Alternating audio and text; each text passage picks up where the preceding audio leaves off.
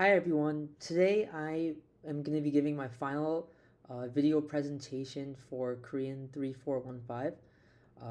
And I'm excited to introduce you all to the Korean film called March of Fools, directed by Ha Gil-jung released in 1975.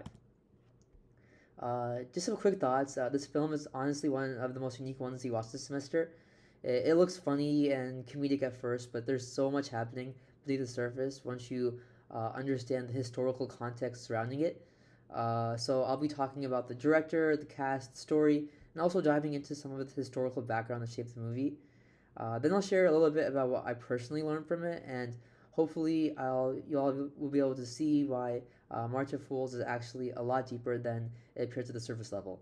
And in this slide, here are some quick facts about the movie. It was released May 31st, 1975. The director's listed here. It had a runtime of 1 hour 45 minutes, and here are all the credits to the cinematographers, the executive producers, and the producer as well.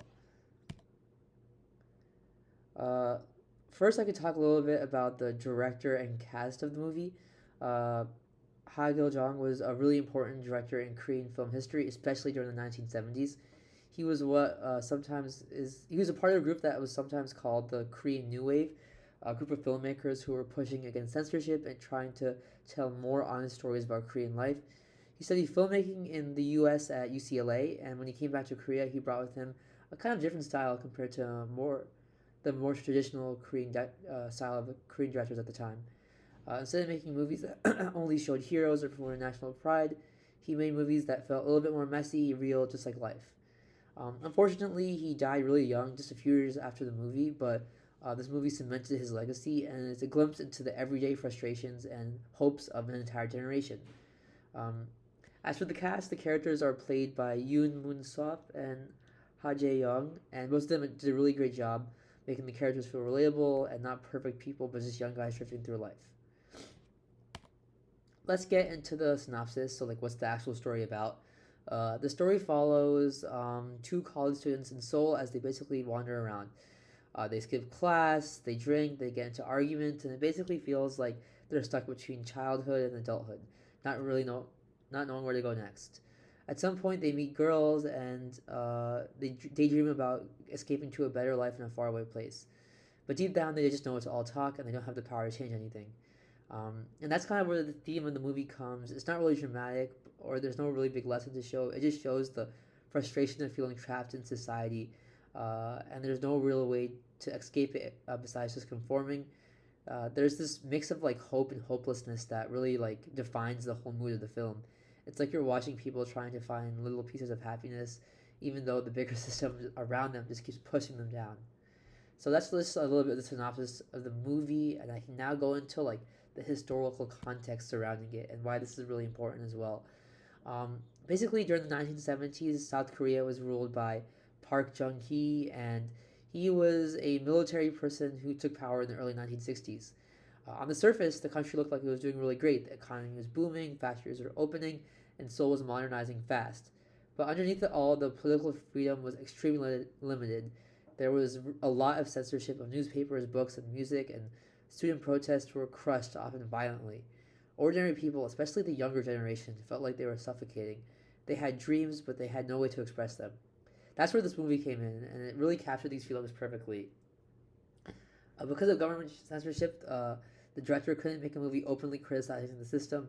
Instead, he made a film that seemed harmless, a story about silly students, but actually showed how lost and powerless people felt under a dictatorship.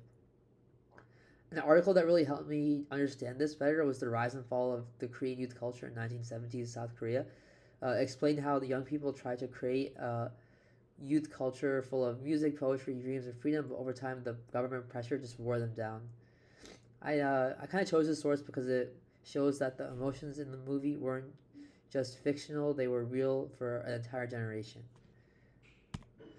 Moving on to like what I learned and my takeaways, like thematic elements and such from this movie was number one. What really stood out to me was how art can be a quiet form of resistance, specifically with movies. Like when you live in a free society, it's easy to take free speech for granted. But South Korea at the time, even making, but in South Korea at the time, even making a movie that hinted at feeling trapped was kind of dangerous. Yet somehow the movie got past the censors, and maybe because it looked harmless, but it was a way for people to express their frustration. This movie also made me realize that freedom isn't just about big speeches or revolutions. It's about like small everyday choices we make. Basically,